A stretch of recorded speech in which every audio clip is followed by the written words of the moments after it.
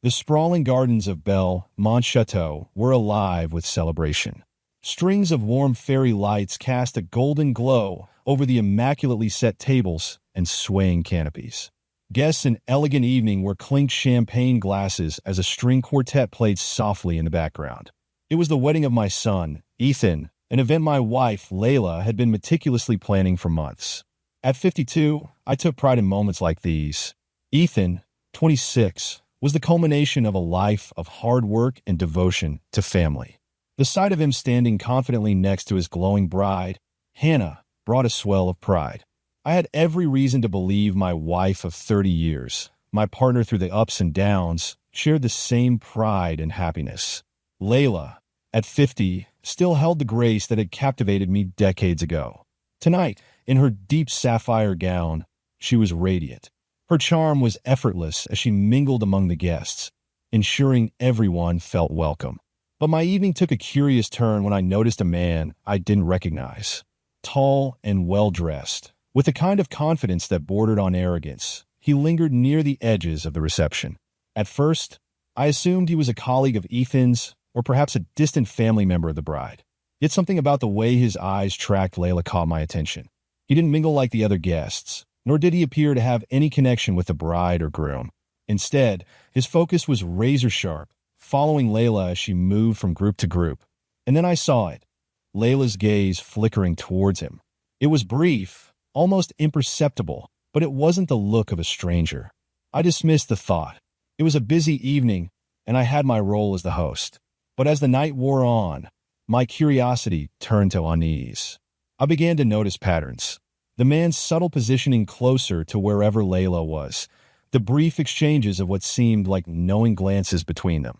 During Ethan's toast, as he spoke about the values of love and loyalty he'd learned from his parents, I caught the stranger slipping away towards the darker edges of the gardens.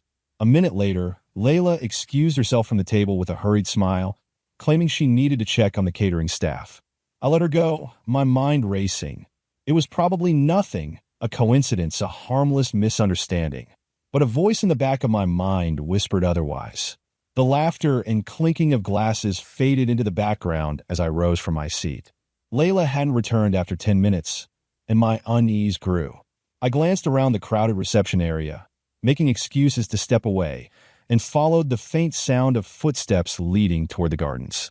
The Belle Montchateau's gardens stretched out like a labyrinth, with narrow pathways lined by thick hedges and fragrant rose bushes. The golden glow of the reception lights barely reached the darker corners. I moved quickly but silently, driven by an instinct I couldn't ignore. Then I heard voices. Low, murmured tones floated through the still air. I followed the sound, my steps careful and deliberate, until I reached a secluded alcove shielded by a trellis of ivy.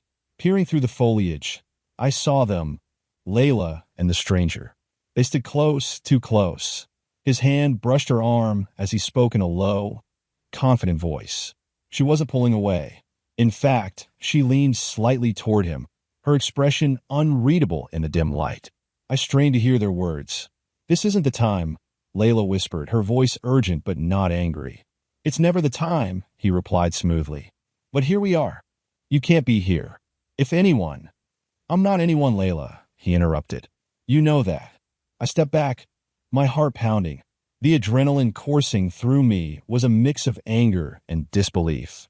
My wife, my partner of 3 decades, was standing in the shadows with another man at our son's wedding. The sanctity of this day, this celebration of love and commitment, was being tainted.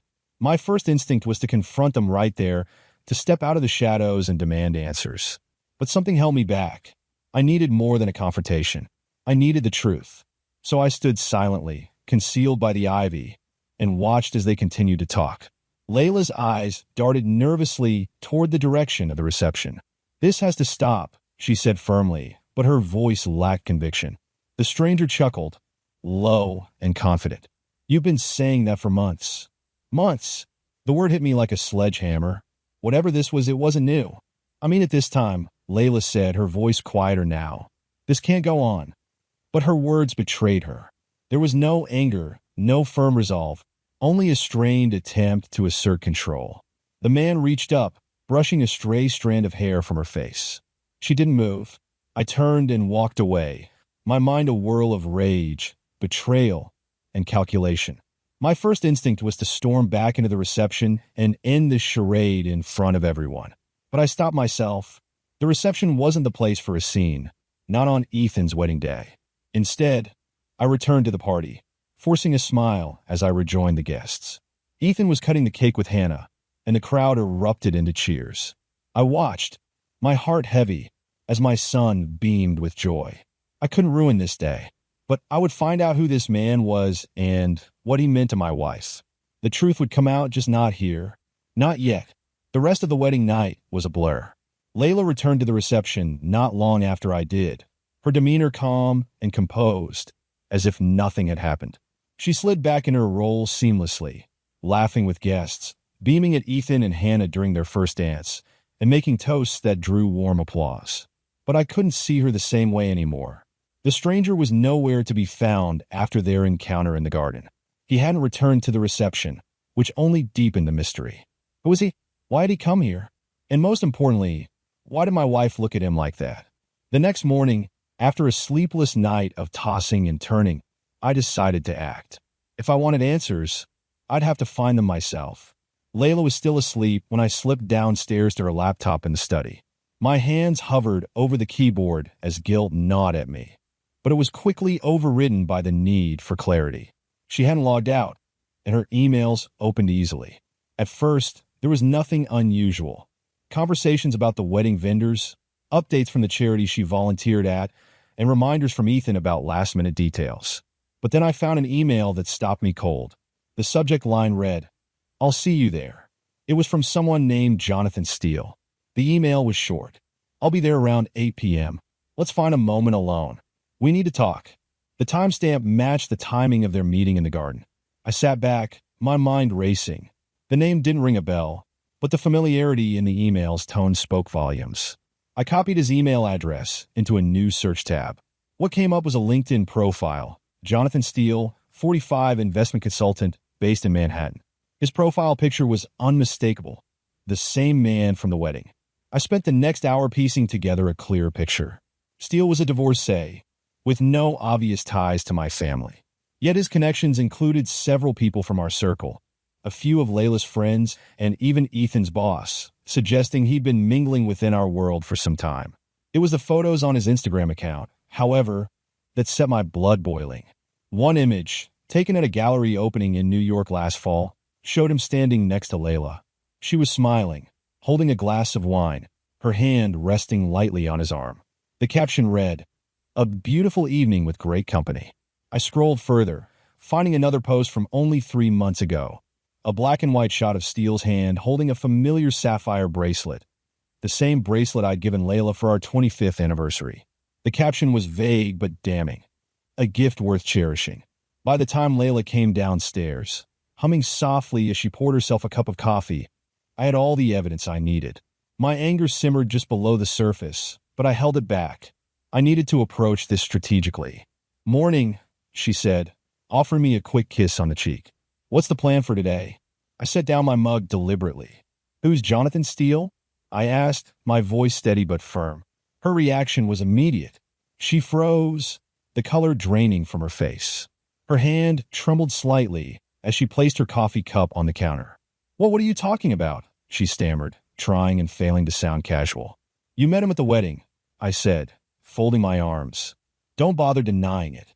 I saw you with him in the garden, and I've seen the emails, Layla. I've seen the photos." For a moment, she said nothing, her lips pressed into a thin line. Then she took a deep breath, her shoulders sagging.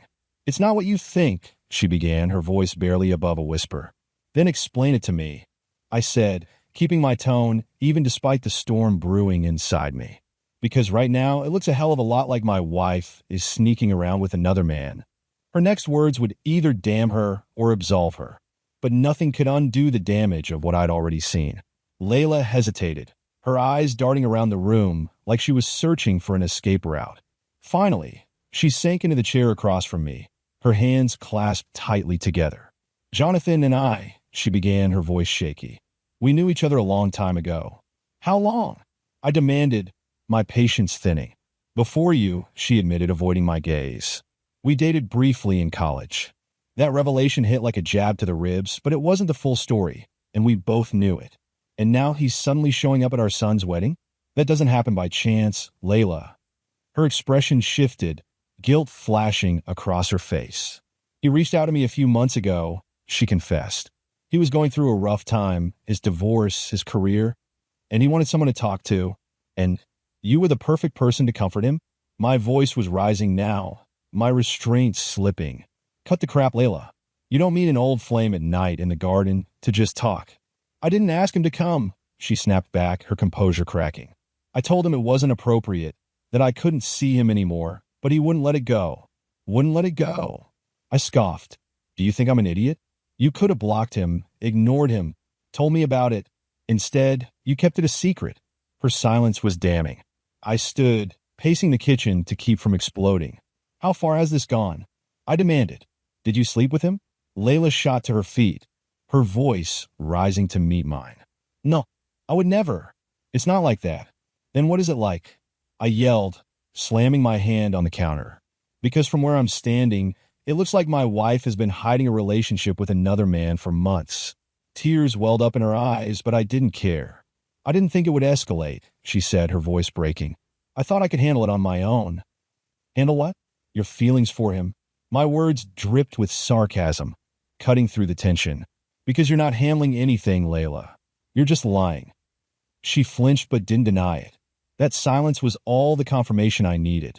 I left the house, needing air before I did something I'd regret. Walking aimlessly through the neighborhood, I let my thoughts churn. Layla's evasiveness made one thing clear. I wasn't getting the full truth from her. If I wanted answers, I'd have to go straight to the source. By the time I returned, Layla had retreated to the bedroom. I didn't say a word to her as I went to the study, found Jonathan Steele's contact information, and drafted an email. It was curt and to the point. Subject: we need to talk. Jonathan, you owe me an explanation. Name the time and place. Mark. I hesitated before hitting send, wondering if this was a mistake. But I needed to confront him, man to man. I couldn't move forward without the full story. Within an hour, I received a reply. Subject: let's meet. Mark, you're right. We need to clear the air. I'll be at the Belmont Cafe tomorrow at 3 p.m. Jonathan. The next day, I arrived at the cafe early, choosing a table near the back where we wouldn't be overheard. My heart pounded as I waited, my anger simmering beneath the surface. At exactly 3 p.m., Jonathan walked in. He spotted me immediately and approached with a calm, almost smug expression. Mark, he said, extending a hand I refused to shake. Thanks for meeting me. Sit down, I said coldly. Jonathan complied, folding his hands on the table. He didn't look nervous, which only fueled my anger. I'll get straight to the point, I said. What the hell are you doing sneaking around with my wife? He sighed, leaning back in his chair. It's not what you think. Don't feed me that line, I snapped. I've seen the emails, the photos. I heard what you said to her at the wedding. So tell me, what is it, if not what I think? Jonathan hesitated, then leaned forward. Layla and I have history. We cared about each other once. When I reached out to her, it wasn't to cause trouble. I needed closure. Closure? I repeated, incredulous. You don't need late-night meetings and private emails for closure. What's really going on? He looked me straight in the eye. I never stopped loving her. The room seemed to tilt as his words sank in. My fists clenched under the table. So you thought you'd just waltz back into her life and steal her away from her family? I didn't come to steal her, he said, his voice infuriatingly calm. But I needed her to know how I feel. And maybe, just maybe, she feels the same way. That was it, the final straw. I stood abruptly, my chair scraping loudly against the floor. Stay the hell away from my wife. I growled, my voice low and dangerous. If I see you near her again, you'll regret it. Jonathan didn't flinch. Instead, he gave me a small, knowing smile. We'll see, he said, standing and walking away without another word. As I left the cafe, my rage was replaced by determination. This wasn't over, not by a long shot. The encounter with Jonathan left a bitter taste in my mouth. His audacity, his smug assurance that he knew something I didn't. It wasn't just infuriating, it was deeply unsettling. I had to know how far this had gone, whether Layla was telling the truth or if Jonathan's insinuations held water. When I returned home, Layla was in the kitchen, absently stirring a pot of soup. She looked up when I entered, her expression wary. "Where have you been?" she asked, her tone guarded. "I think you already know," I replied curtly. Her face paled, but she said nothing. I went upstairs without another word. I wasn't ready to confront her further until I had all the facts. Late that night, when Layla was asleep, I retrieved her phone from the nightstand. I'd never invaded her privacy like this before, but these were extraordinary circumstances. As I navigated through her texts and emails, my heart pounded. Most of her messages were innocuous. Chats with friends, updates from Ethan, a group text about the wedding cleanup. But then I found a thread hidden under the contact name Office Supplies. Clever, but not clever enough. The text spanned weeks, maybe months. They weren't overtly romantic, but the tone was intimate, conspiratorial. "Jonathan, I can't stop thinking about the last time I saw you. Layla, you shouldn't have come to the wedding. Mark almost saw us. Jonathan, and what are you going to do about how you feel?" The most recent message was from the morning after the wedding. "Jonathan," he confronted me. "We need to talk." She hadn't replied. The next day, while Layla was out running errands, I turned my attention to our home office. Over the years, she'd been the one to handle most of our household finances, keeping meticulous records in neat binders. I started leafing through them, not sure exactly what I was looking for, until I stumbled upon a credit card statement for an account I didn't recognize. The charges stood out immediately. The Galleria Hotel, Manhattan, $612. Fleur de Luxe Florist, $198. Reservations at Balthazar, $300. All within the last 6 months. These weren't the kinds of purchases Layla would typically make. I stared at the page, my hands trembling. A hotel, flowers, a fancy dinner, all of it screamed affair. As I pieced things together, I realized there might be one person who could shed light on this, Hannah. My new daughter-in-law had always been close to Layla during the wedding planning. If something seemed off, she might have noticed. I called Ethan first, asking if I could stop by. "Sure, Dad," he said, though he sounded puzzled. "Everything okay?" "Yeah, Elite. Just some family stuff to sort out." When I arrived, Ethan was in the garage tinkering with his car. Hannah greeted me at the door, her face lighting up with surprise. "Hi, Mark. What brings you here?" "I need to talk to you about something," I said, privately. We sat at the kitchen table, and I didn't mince words. "Hannah, at the wedding, did you notice anything unusual about Layla? Anything out of place?" Her brow furrowed, and she hesitated. Well, she was a little on edge," she admitted, "especially during the reception. I thought it was just stress from the big day." "Did you see her talking to a man? Jonathan Steele?" Hannah's eyes widened slightly. "Yes, I didn't think much of it. He said he was an old friend. But the way they were standing," she trailed off, biting her lip. "What about the garden?" I pressed. "Did you see anything there?" She shook her head. "No, but now that you mention it, she disappeared for a while. I didn't see where she went." Her answers confirmed what I already knew. Layla's lies were crumbling. As I drove home, my phone buzzed. It was a text from Layla. "Layla, we need to talk. Can we please sit down tonight?" I gripped the steering wheel tightly, my knuckles turning white. I didn't know whether to dread or welcome this conversation. Either way, tonight, I'd get the truth, even if it destroyed everything. That evening, the house was eerily quiet. The kids were grown and gone, leaving just Layla and me in the large, now suffocatingly empty home. She sat at the dining table, her hands folded neatly in front of her. A cup of untouched tea sat to her right, steam curling lazily upward.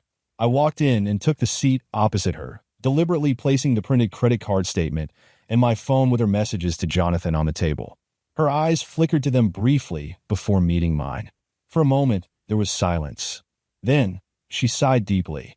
"I suppose there's no point denying it," she said, her voice steady but tinged with defeat. "No, irreplaceably. There isn't." She looked down, avoiding my gaze. "Jonathan and I," her voice faltered. "We reconnected last year at a charity event. I didn't plan for it to happen, Mark. It just did." "What exactly happened?" I asked, my tone sharp. Her eyes finally met mine, glassy with unshed tears. "We started talking. At first, it was innocent, just catching up, but then he started telling me how unhappy he was, how much he missed us. She paused, struggling to find the right words.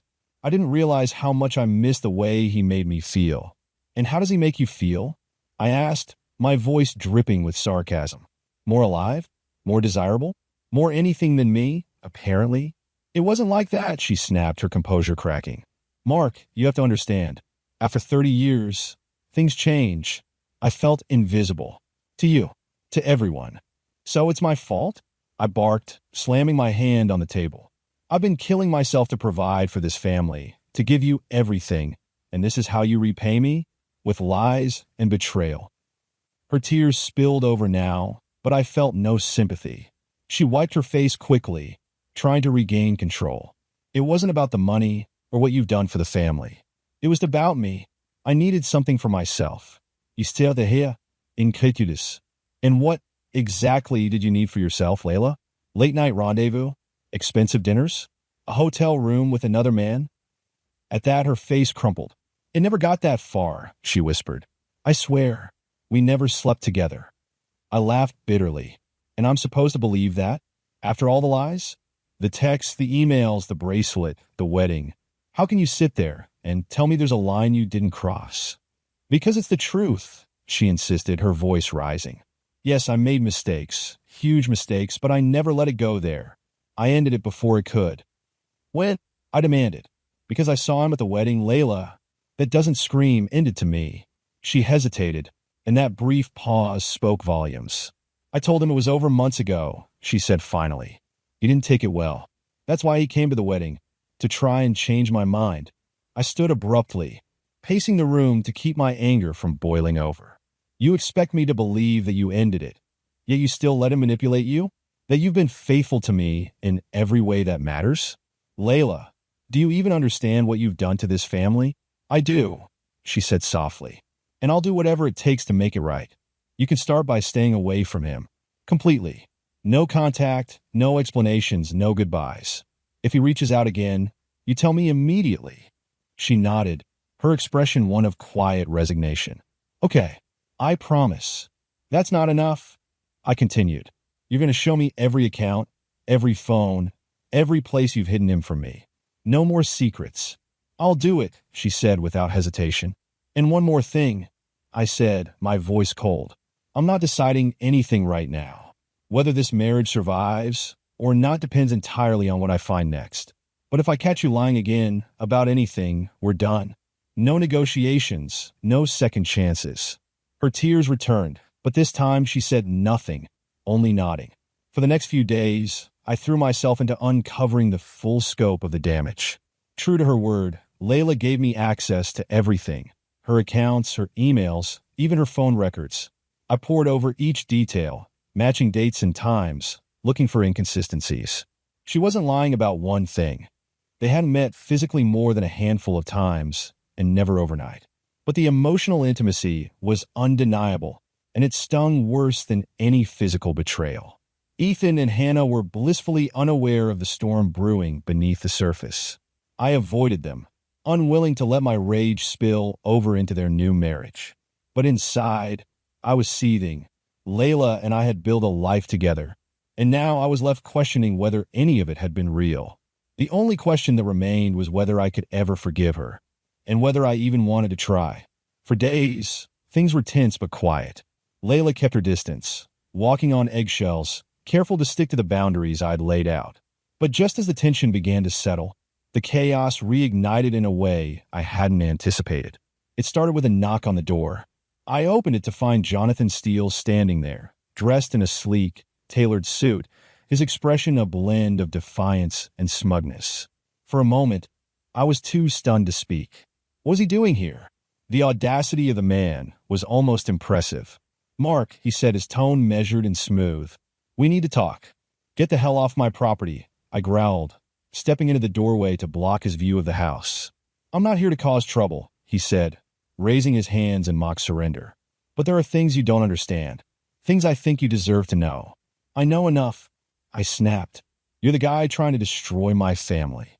His expression remained infuriatingly calm. Layla isn't as innocent as she wants you to believe.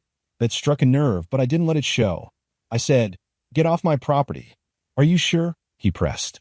"Because if you knew half of what she told me, I don't think you'd be standing here protecting her." "Last warning," I said, my voice low and dangerous. Jonathan smirked, pulling a sleek envelope from his pocket and holding it out to me. "When you're ready to hear the truth, give me a call," he said, dropping the envelope on the porch before turning and walking away. I waited until his car disappeared down the street before picking up the envelope. Inside was a single sheet of paper with an address and a time scribbled in neat handwriting. I stormed back into the house, slamming the door behind me. Layla appeared in the hallway, her expression nervous. "Who was that?" she asked, though I could see the answer in her eyes. "Jonathan," I said flatly. Her face fell. "What did he want?" "To tell me his version of the story," I said, throwing the envelope onto the kitchen counter. "Care to explain why he's showing up at our front door?" "I don't know," she said quickly. "I haven't spoken to him since the wedding." I leaned closer, my voice low and sharp. "He says there are things you haven't told me." "What would those be, Layla?" She shook her head vehemently. "He's lying. He's trying to manipulate you." "Like he manipulated you?" I shot back, the accusation cutting through the air. "Because I'm starting to think there's a lot you haven't told me." Layla's eyes welled up with tears. "Mark, I swear, I've told you everything. He's just trying to drive a wedge between us." I stared at her, searching her face for any hint of deception. "Then why is he still here? Why hasn't he backed off?" "I don't know," she said, her voice trembling. "Maybe he doesn't want to let go. But you have to believe me. I don't want anything to do with him." That night, I couldn't sleep. Jonathan's words replayed in my mind, feeding the lingering doubt that Layla's confession hadn't been the full truth. The envelope with the address sat on the kitchen counter, taunting me. Was I ready to confront Jonathan again? Or was this just another trap to pull me further into his twisted game? By morning, my mind was made up. I needed answers, whether they came from Jonathan or Layla. The truth was out there, and I wasn't stopping until I had it. The address in Jonathan's envelope led to a quiet cafe on the outskirts of town. It was an odd choice for someone who thrived on the appearance of sophistication. Unassuming, with peeling paint and mismatched furniture. I arrived early, parking far enough away to ensure he wouldn't see me approach. If this was a trap, I wanted the upper hand. Jonathan was already seated at a table by the window, his suit impeccable, a cup of coffee untouched in front of him. He spotted me as I entered, giving a slight nod as if we were old friends. I ignored it, pulling out the chair across from him with enough force to scrape the floor. "You've got 5 minutes," I said, leaning forward. "Make it good." He smirked, taking a deliberate sip of his coffee before speaking. "I assume Layla told you we dated in college?" "She mentioned it," I said curtly. "What's your point?" His smirk grew wider. "Did she also tell you we were engaged?" The words hit me like a punch to the gut. I kept my expression neutral, refusing to give him the satisfaction of a reaction. "No," I said flatly. "But that doesn't matter now." "Doesn't it?" he countered, raising an eyebrow. "Because it seems to me she conveniently left out the part where she ended our engagement to be with you." My fists clenched under the table. "Ancient history," I said through gritted teeth. "What does that have to do with now?" "Everything," Jonathan said, his tone softening. "Mark, you were the reason we broke up. She chose you over me. And for 30 years, I let it go. I built my life, moved on. But when I saw her again last year," he paused, his gaze drifting to the window. "It all came back." I stared at him, anger and disbelief warring in my chest. "So, this is about revenge?" I demanded. "You're trying to ruin my marriage because you can't let go of a college heartbreak?" "No," he said simply, meeting my gaze. "This isn't about revenge. It's about love." "Love?" I scoffed. "You think sneaking around and lying to my wife is love?" "She came to me," Jonathan said, leaning forward. "She told me how unhappy she was, how distant you'd become. She needed someone to remind her of who she used to be." "You're delusional," I snapped. "Whatever fantasy you've built in your head, it ends here. Layla chose me, and she's still choosing me." His expression darkened, the calm veneer cracking slightly. "Is she? Because from where I'm sitting, it looks like she's been lying to both of us." I stood abruptly, ready to end this farce, but Jonathan's next words stopped me cold. "Ask her about the trip to New York last fall," he said, his voice cutting through the tension like a blade. I froze. What trip? He smirked again, leaning back in his chair. Oh, she didn't tell you? How interesting. I'll leave it at that. But if you want proof, I've got it. He slid a small USB drive across the table. Everything you need is on there. Consider it my parting gift. I stared at the drive, my mind racing. Was this another one of his manipulations? Or was he telling the truth? Either way, I wasn't walking out without it. I snatched the drive and shoved it into my pocket. This is over, I said, my voice low and dangerous. Stay the hell away from my wife. Jonathan raised his hands in mock surrender. Of course. Good luck, Mark.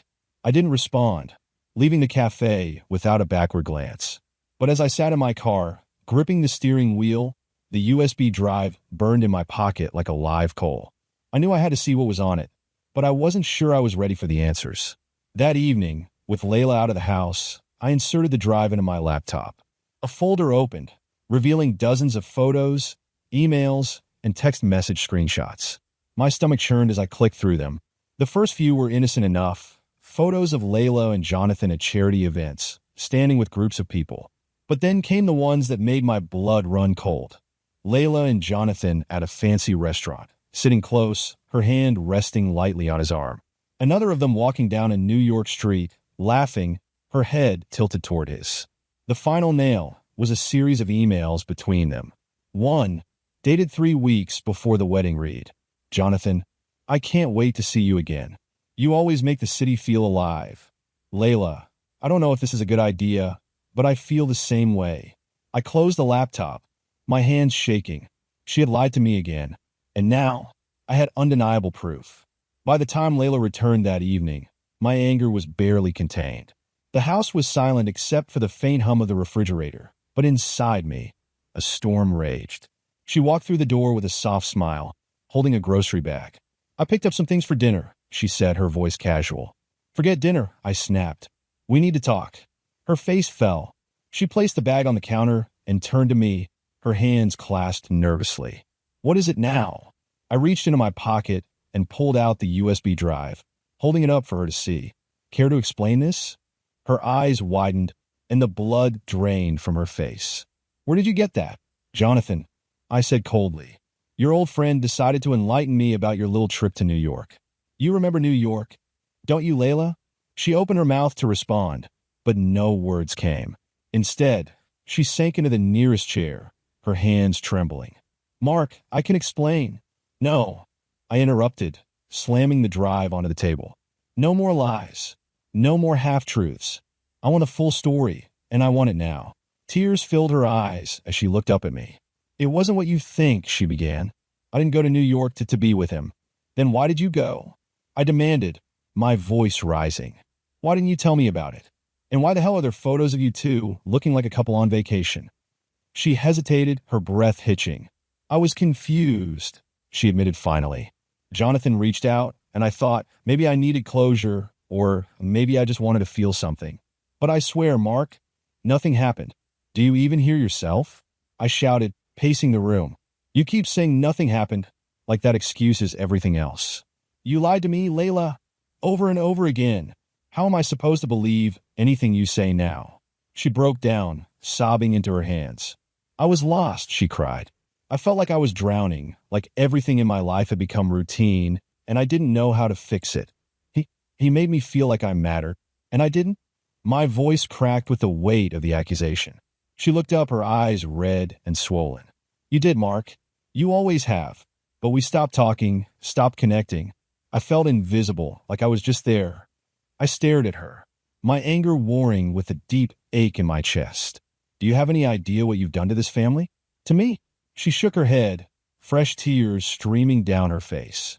I was selfish, she admitted. I wasn't thinking about you or the kids or anyone else. I just wanted to feel alive again. And now I've ruined everything. I sat down across from her, my voice low but firm. This is it, Layla.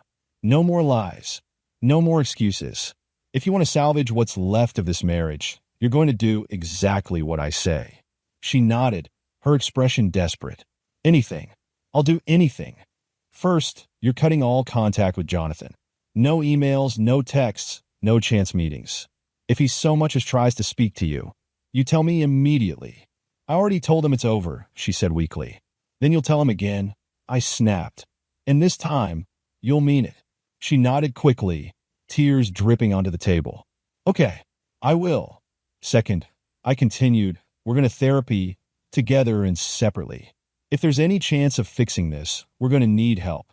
Of course, she said, her voice trembling. I'll schedule it tomorrow. Finally, I said, my voice hardening, you're going to earn back my trust.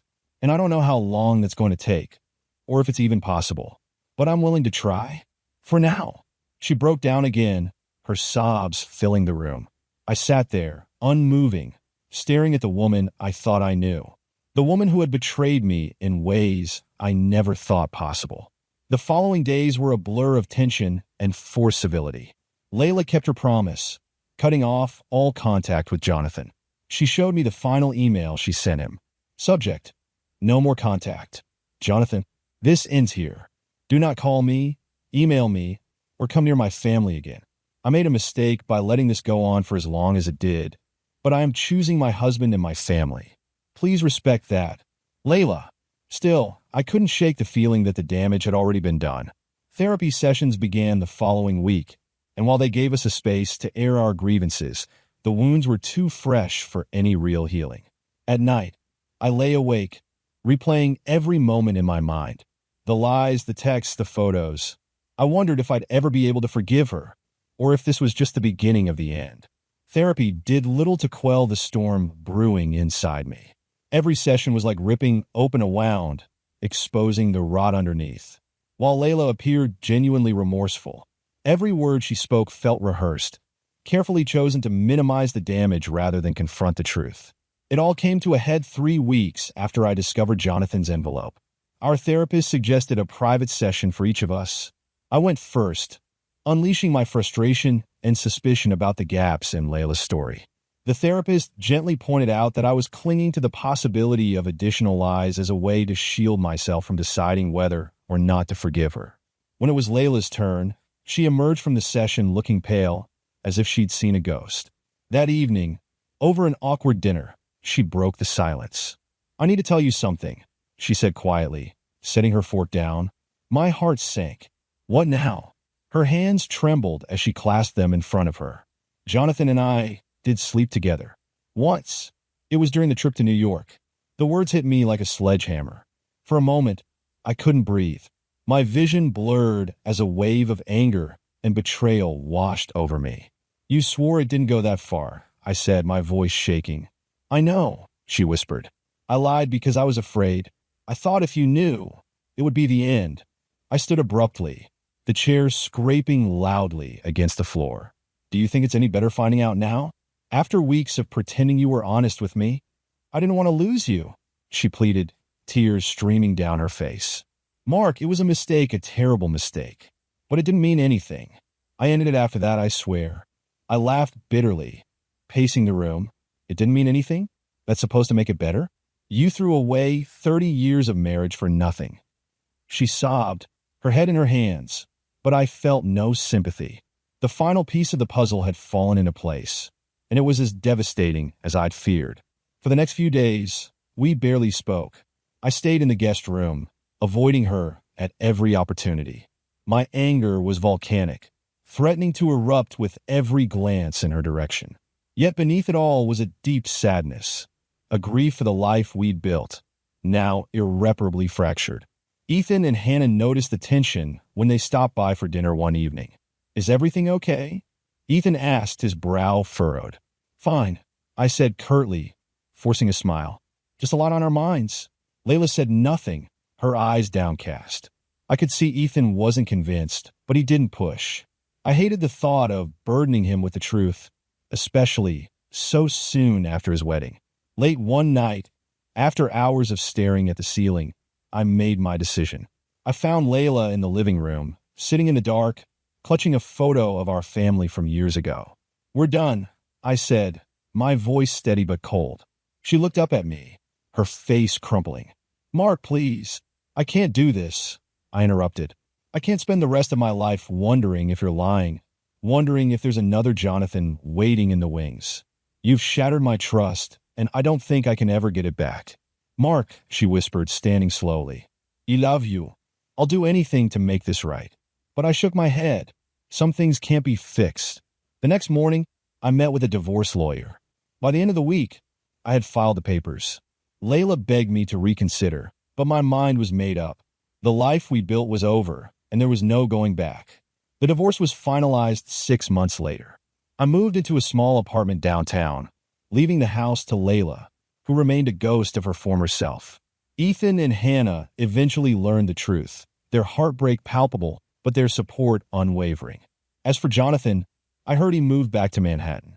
The idea of confronting him again crossed my mind more than once, but in the end, I decided he wasn't worth it. He was a symptom, not the cause. Rebuilding my life has been slow, but I'm finding my way. Therapy has helped me process the betrayal, and I've even started dating again, a tentative step toward a future I never imagined for myself. Sometimes I still think about the life I thought I had, the wife I thought I knew, but those thoughts no longer bring anger or regret, just a quiet acceptance of what was and what will never be again. Thanks for watching, and don't forget to like and subscribe. New cheating wife stories tomorrow.